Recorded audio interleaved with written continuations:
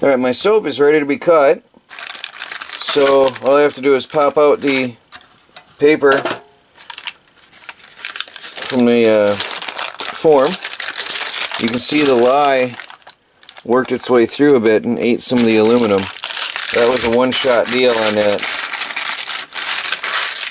bread pan. Now the soap is cured a couple days, so it is now manageable. It dried enough to where I can handle it and touch it.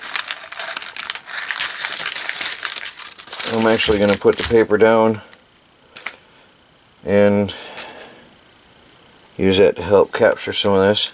Now the soap at this point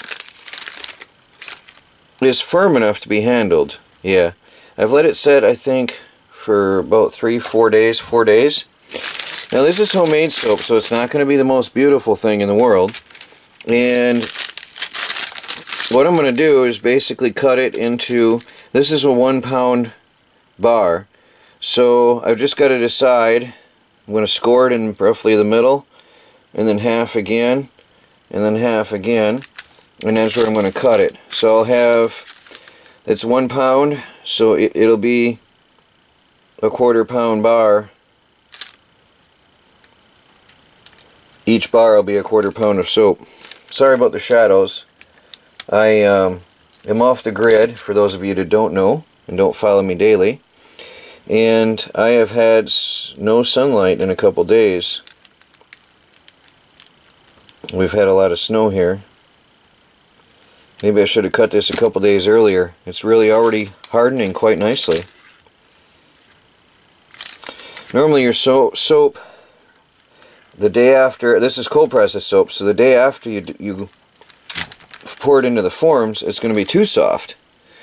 And now it's almost too hard already. So there's a bar of soap. Yeah, see, it broke on me. That's a bummer. But it's for my own personal use, so that's alright. Now I can re-pour and reform the stuff, that the little pieces, bits and pieces. So there's an all-natural bar of soap right there. Now I just have to set that aside, and that's going to harden and strengthen up with time. Just all natural, rough cut bars of soap. This is just old-fashioned, old school, how they did it back in the day. Nothing pretty, nothing special. And I cooked this over my wood stove. So you can see it's nothing spectacular. It has a soapy feel. It definitely has a soapy texture to it. Now I'll have to put these on a tray or a plate or something and put them aside to cure for the next 6 to 8 weeks.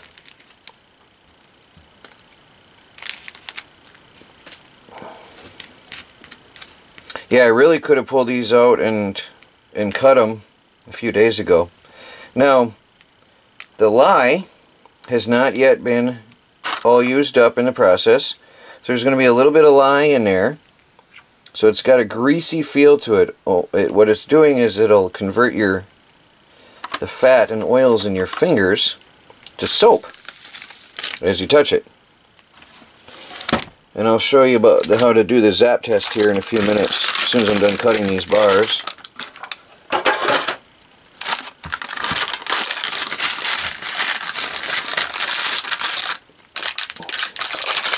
Now in a future video coming up pretty soon, I'll be making a wooden soap form.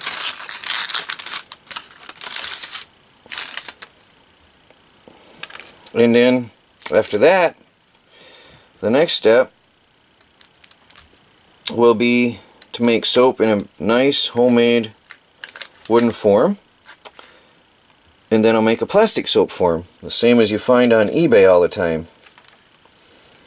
And it's really simple to make your own forms. I'm trying to cut this a bit neater than the other one. It did solidify faster than I expected, but it is dry in my house. My tiny house on wheels is quite dry, so it's probably curing way faster than it would normally.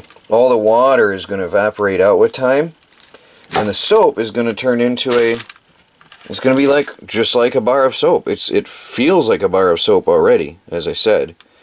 It's sort of like a waxy feel, like a real bar of soap right from the store.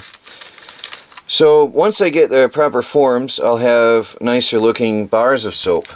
Neater, nicer looking bars of soap. But for now, there's your rough cut, old-fashioned soap bars. Just like Grandma made. Almost. The next step, I'll be using, or one of the future videos coming up, I'll be using lye from wood ash, right out of the wood stove. And I have about 10 videos coming up in the soap making series. I'll be showing you the hot process soap cooked over the wood stove next. And then after that, I'll be doing homemade lye. And I've got the 2 soap making forms. And then after that, I'm going to use animal fat and lye. And then I'll do the whole thing over an open fire. Now, the zap test. I've got this lye soap on my fingers. And the way to find out if this is cured or not is you simply put that to your tongue. And if you get a zap like a 9-volt battery, which I just got, a very mild zap, then this is not yet cured. And it actually tastes sort of sweet because the glycerin content in your homemade soap is very high. It's a very high glycerin content. So it's very good and moisturizing for your skin once it's cured. Once what'll happen now as it sits and cures, the lye will continue converting the oil into soap. And this is food grade lye. It's the same thing used in bagels and in pretzels that you eat. So once the lye has been used up and all the oil has been used up, the 2 chemicals have been changed, and then you have just soap and glycerin with very high glycerin content, very high moisturizing content. This is very good for your skin, and honestly this is better than anything you'll buy in the stores because there's no added chemicals, there's nothing artificial. And I don't like artificial ingredients being put in my skin where it's going to be absorbed in, because your skin is alive and it does absorb everything you put on it. So homemade soap is really gentle on the skin and really good for you and very beneficial, especially compared to the mass-produced manufactured stuff. So again, this gets set aside now and cures. That's it. We just let it sit until it's done curing, about 6 to 8 weeks. And that's how you cut your homemade soap.